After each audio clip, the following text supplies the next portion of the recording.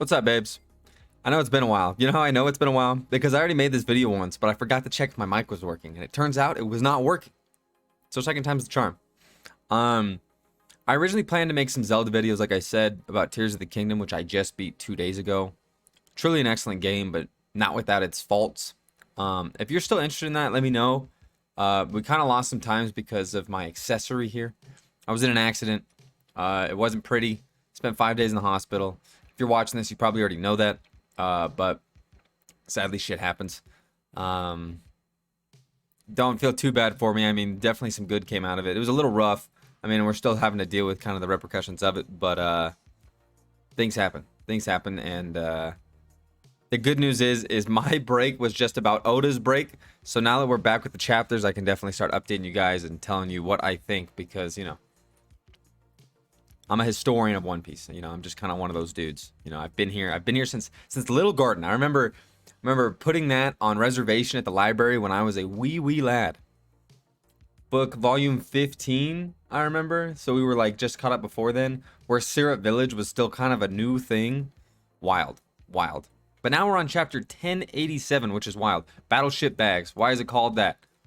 It's called that because Garp and Kuzan used to punch these bags, and Garp would do it every single day. A part of his daily routine. The man is an absolute animal. He's not retired in any way, shape, or form.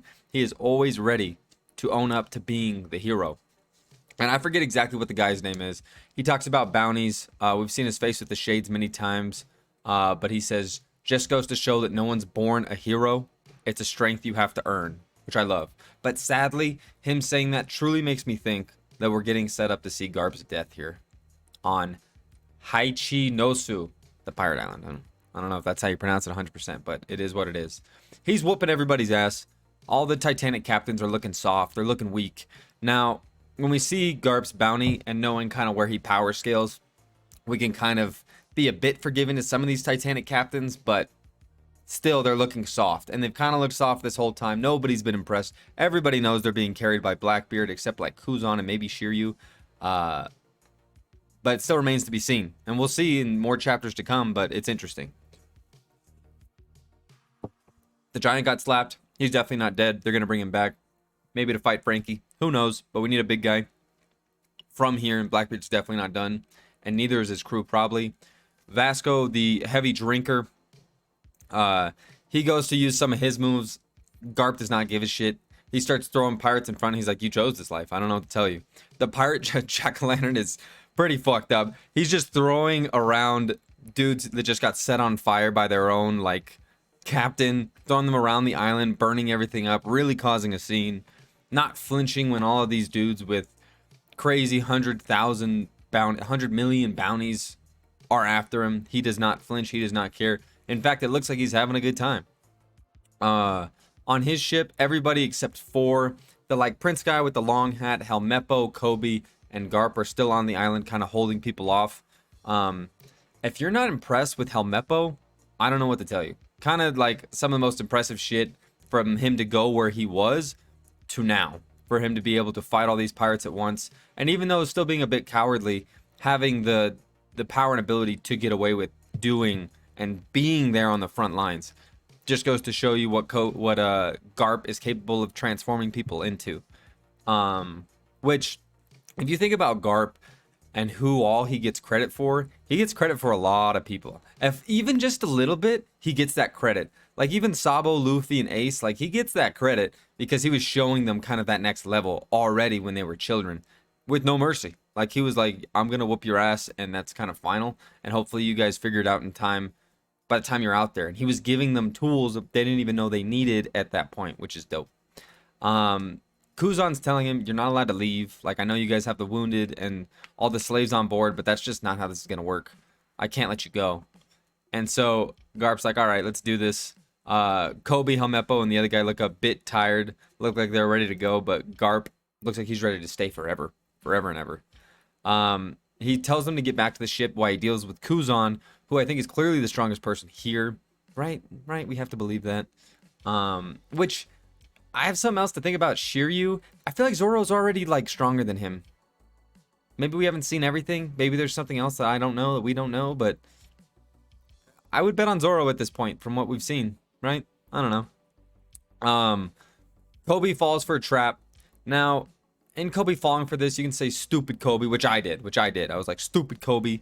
How could you do this? How could you allow Garp to take on more damage from Shiryu stabbing him? But it was the perfect kind of bait, and it shows you who Kobe is. The hero mentality of him just wanting to save and rescue everyone. That's just who he is. And I feel like Garp's going to kind of tell him, like, hey, like, that's just who you are. Of course, it didn't work out this time, but shit happens.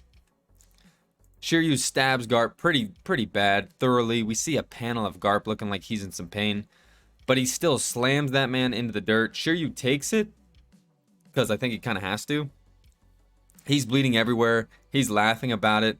He thinks it's funny. Everyone's pumped that he's been weakened. And then Shiryu, I think, kind of just disappears again. He's kind of just a little bitch, honestly, if you will. But he kind of just sneaks away and continues to hide with his invisibility fruit. Which is, I mean, smart, I guess. But for Garp to be able to notice that, his hockey is on another level. Speaking of which, now a bunch of people are after him. He has 3 crowns, which means 1 bill per crown given out by Cross Guild. The same as an Admiral. The same bounty as Law, Kid, and Luffy. At this point, I think Luffy might be a bit stronger. It's tough to say.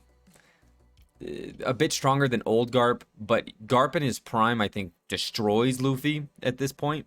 But now that he's old, we see that in One Piece that they truly start to go on the decline power-wise. Truly.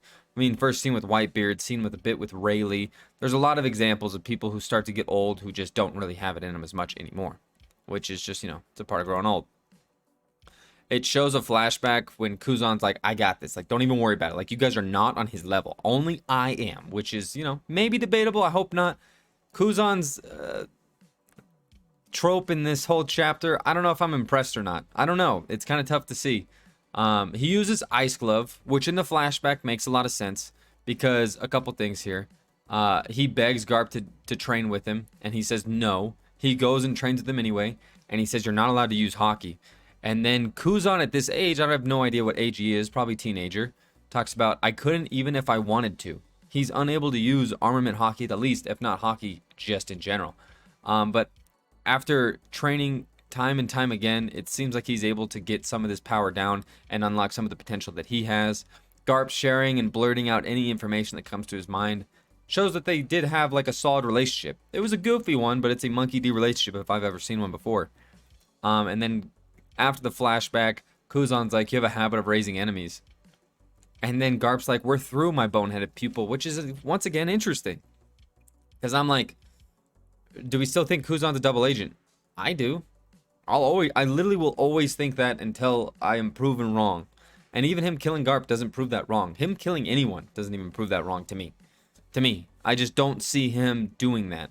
But I don't know exactly what his end goal is. And Garp clearly is not in the know. But they have a clash. Now this is a cool looking panel of them punching each other. He gets him right in the chin. Kuzan gets him right on the dome.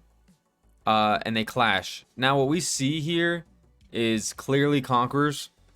Clearly. So I don't know if Garp was able to help him awaken through that. But that is clearly a Conquerors clash. Now, the problem with this is not a Yonko clash. It is not. It is smaller than that. Which is interesting on a couple fronts. One, I believe when Aokiji was in the Marines that he was the strongest or second strongest admiral to Sakazuki. Basically only being maybe like type beaten. Give it to Sakazuki just because that man is a freak and is on a higher level than both of these dudes at this point. But them with this clash does not make it look like an admiral can even hold a candle to a Yonko in terms of the clash. Because their clash is otherworldly from what we've seen. Splitting the heavens itself. When this one, you know, it destroys the town. We can't really tell like the true scope of it. It is definitely large. It definitely does some damage, but no. No. So Garp looks like he's a bit hurt. We hear Mr. Island, I forget his name, Pizarro, I think it is. Pizarro's talking shit. He's like, I'm not going to let you guys escape. Absolutely not. And he goes with his huge hand, Pika-ass clone, goes to destroy Garp's ship. And then Kobe's freaking out because Kobe doesn't really have the ability at this point to really do anything about that. I think we're about to see a bit of an awakening in Kobe. What that looks like, I'm not 100% sure. But Garp, after taking this hit, after being stabbed, after going through everything that he's gone through already to this point, ends the chapter by saying, "Don't lose your head. Justice will prevail." So it almost seems like I don't even have to worry about this guy. Of course, like I said at the beginning of the chapter, I do think that this is kind of leading to his demise. But I don't know what he's about to do. I think he's about to do some crazy shit. I'm excited to see it. I think we're going to end up here again. I don't know if next chapter is going to be the end-all be-all on the Pirate Island, but I'm excited to see it. I'm also excited to be back. That's all I have for you guys today. If you want that Zelda, let me know. I have tons to talk about, including those temples, what I think about the shrines, what I think about Tears, that if I played it before Breath of the Wild, I think it would be even better. But a solid game through and through. You guys have a blessed evening, and I'll catch you. Bye.